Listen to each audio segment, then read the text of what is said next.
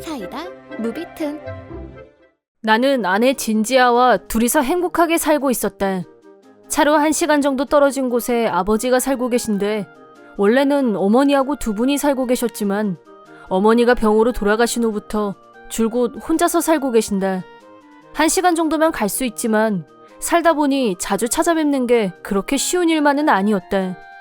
그래도 전화통화는 거의 매일 하고 있고 직접 찾아가지는 못하더라도 혼자서 사는 아버지를 항상 걱정하고 있었다.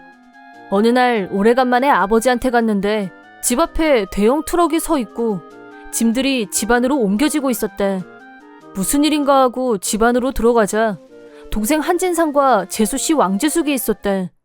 너 여기서 뭐하니? 형! 우리 오늘부터 아버지랑 같이 살기로 했어. 뭐? 갑자기?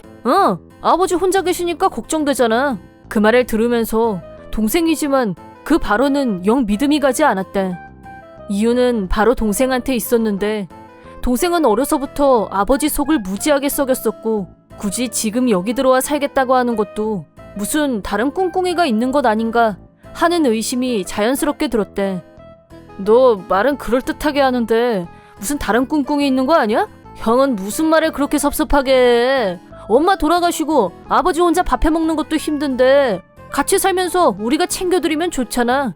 그것도 일리가 있는 말이긴 한데 처음엔 동생의 말이 진심으로 느껴지진 않았지만 어머니가 돌아가신 후 아버지 혼자서 끼니 챙기고 빨래하고 그렇게 살고 있는데 동생 부부가 옆에 있으면 아버지도 조금은 편해지실 수도 있겠다.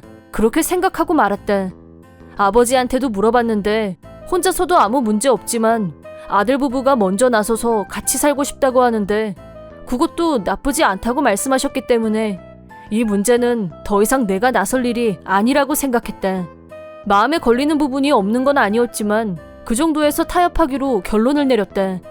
아버지가 살고 계신 집은 오래되긴 했지만 어머니가 살아계실 때 리모델링을 하고 싶다고 하셔서 대대적으로 인테리어를 손본 후라 집안은 깨끗하고 깔끔하게 정돈되어 있었다. 동생 부부가 갑자기 동거를 하겠다고 한 이유에는 그런 부분도 있을 거라고 생각했다. 어쨌든 아버지가 허락한 일인 이상 내가 더 이상 왈가왈부할 문제는 아니라는 판단도 들었고 모처럼 집에 오긴 했지만 이삿짐이 왔다 갔다 하는 어수선한 상황에서 아버지랑 깊은 얘기를 나누는 것도 힘들었고 다음에 다시 오겠다고 하고 집으로 왔다. 물론 나도 아버지 걱정을 안 한 건 아니었지만 직장 문제로 아버지와 같이 사는 건 물리적으로 힘들었다. 그리고 한동안은 회사 일이 바빠서 정신없이 지냈는데 그러던 어느 날 아내 지아가 임신한 사실을 알게 됐다. 이 기쁜 소식을 아버지에게도 빨리 알려야겠다고 생각했지만 평소처럼 전화가 아니라 이런 일일수록 얼굴을 보면서 해야 한다는 생각에 오래간만에 아버지 댁으로 가기로 했다. 집에 도착해서 현관문을 열고 들어간 순간 벌어진 입이 다물어지지가 않았다. 어머니가 돌아가신 후에도 집은 언제나 깨끗하게 정돈되어 있었고 어머니가 살아계셨을 때와 별 다를 바가 없었는데 발디딜 틈 없이 쓰레기 봉투가 널려 있었고 싱크대에는 설거지거리가 넘쳐났다. 방치한 음식물 쓰레기는 벌레 소굴로 변신.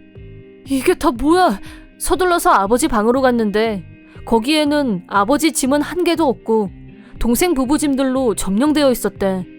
이게 무슨 사태인지 우선 아버지가 지금 어디에 있는지 찾아다니다 공원 벤치에 혼자 앉아 계신 아버지를 발견했다. 아버지, 여기서 뭐 하시는 거예요? 아니, 대체 집이 왜 그 모양이에요? 그게 쓰레기통이지 집이에요? 그러자 아버지는 괴로운 표정을 지으시면서 천천히 말씀을 하기 시작했다. 동생 부부가 이사를 온 후 처음 얼마간은 아무 문제 없었지만 재수씨 왕재숙은 얼마 지나지 않아 집안일을 하나도 하지 않았고 오히려 어지럽히기만 하고 아버님, 아무것도 안 하실 거예요? 청소는 좀 해주시죠? 라고 하더니 동생 부부는 밖으로 놀러 다녔다. 처음엔 아버지가 열심히 청소를 했지만 아무리 깨끗하게 치워도 그 두 사람이 들어오면 반나절도 지나지 않아서 집이 다시 더러워졌고 치우다 지친 아버지가 청소를 방치하자 순식간에 집 전체가 쓰레기통이 되어버렸다고. 처음엔 아버지가 야단도 치고 달래도 받지만 지금 화내셨어요? 요즘 세상에 홀 시아버지하고 같이 살아주는 것만으로도 고마운 줄 아셔야죠. 노인하고 같이 사는 게 얼마나 힘든 일인지 진짜 모르시나 봐요? 라고 적반하장이었다고. 그 말을 들은 나는 화가 나서 미칠 것 같았다. 참다 못한 아버지는 두 사람에게 나가달라고 했지만 두 사람은 들은 척도 하지 않았다고 한다. 그래서 할 수 없이 낮 동안에는 이렇게 공원에 나와서 혼자 앉아있는 거라고 하셨다. 집이 쓰레기통으로 변한 것도 충격이었지만 한 가지 더 충격이었던 건 예전부터 그림 솜씨가 뛰어나셨고 그림이 취미였던 아버지의 화구가 쓰레기 봉투에 담겨서 현관 앞에 있던 거였다. 결정적으로 아버지는 그것 때문에 희망을 접은 게 아닐까 싶었다. 나는 아버지를 모시고 집으로 갔고 당연히 동생 부부와 전쟁을 불사했다. 두 사람 대체 여기 왜 들어와 살겠다고 한 거야? 이 집은 아버지 집이고 나한테도 우리 집이야. 그리고 아버지 화구는 누가 버렸어? 왜 남의 소중한 물건을 함부로 버리고 난리야? 그건 그것 때문에 집안에서 냄새가 나서요. 그리고 커다란 캔버스를 몇 개씩 집안에 두면 걸리적거리잖아요? 내 말이 직업도 아니고 어차피 취미인데 버린다고 뭐가 큰일 나나? 이 두 사람은 자기들이 이 집을 어떻게 만들어놨는지 정말 몰라서 이러는 건가 싶었고 어이가 없었다. 하지만 나는 그때 두 사람의 말을 듣고 한 가지 결심을 했다. 아버지, 이참에 저희하고 같이 사시는 건 어때요? 지아도 아마 찬성할 거예요. 진짜? 대박! 그럼 이 집은 이제 우리 거네. 헐, 대박! 집세 아껴서 좋다고 했더니 아예 집에 통째로 굴러들어왔네. 동생 부부는 아버지와 내가 보는 앞에서 펄쩍펄쩍 뛰면서 좋아했다. 두 사람에게는 할 말이 많았지만 우선은 아버지를 모시고 집으로 갔다. 아버지는 한마디 상의도 없이 이렇게 무작정 가면 며느리가 놀랄 거라며 걱정하셨지만 내가 예상했던 것처럼 아내는 너무 어이없다. 어떻게 그럴 수가 있어? 그 집은 어머님하고 추억이 많아서 이렇게 떠나시는 게 마음이 안 좋으실 텐데 저희 집에서 계시고 싶을 때까지 계세요. 그렇게 말해줬다. 나는 아버지를 모시고 화방에 들러서 그림 그릴 도구를 사왔다. 아버지, 그리고 싶은 대로 마음대로 그리세요. 라고 했더니 아버지도 좋아하셨다. 그렇게 몇 달이 지나자 몇 장의 그림이 완성됐고 그림을 집안에 걸어뒀더니 어느 날 장인 장모님이 집에 오셔서 아버지 그림을 보고 감탄했다. 장인어른이 회사에 걸어놓고 싶다면서 돈을 내고 구입하겠다고 하셔서 무슨 말씀이냐며 그냥 선물로 드렸다. 그러자 그 일이 아버지의 운명을 크게 바꿔놓았다.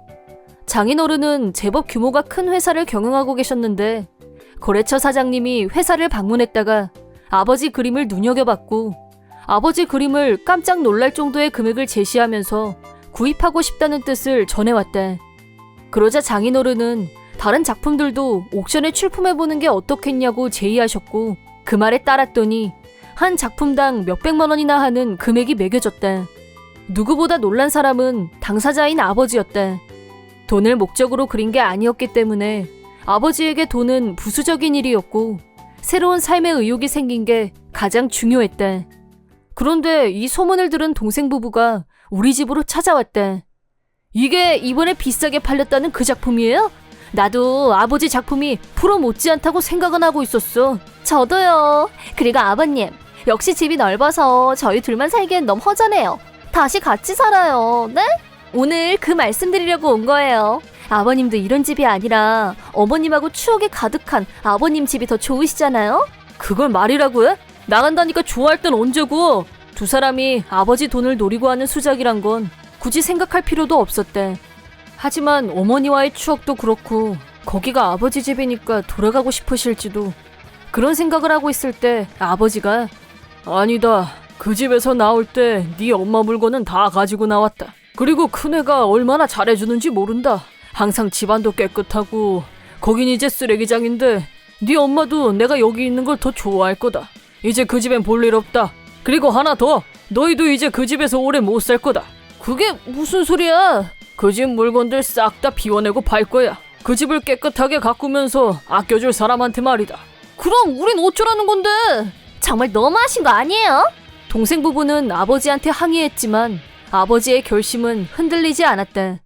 그리고 일주일 후 칼같이 집안에 있는 모든 물건을 밖으로 내왔다.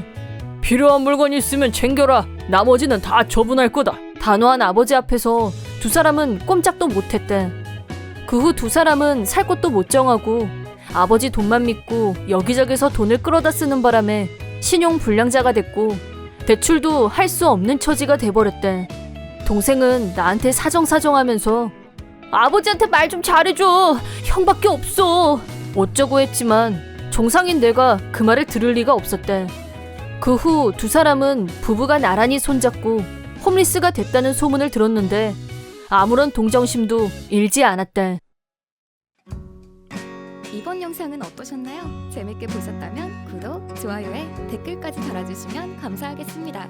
그럼 다음 영상에서 만나요.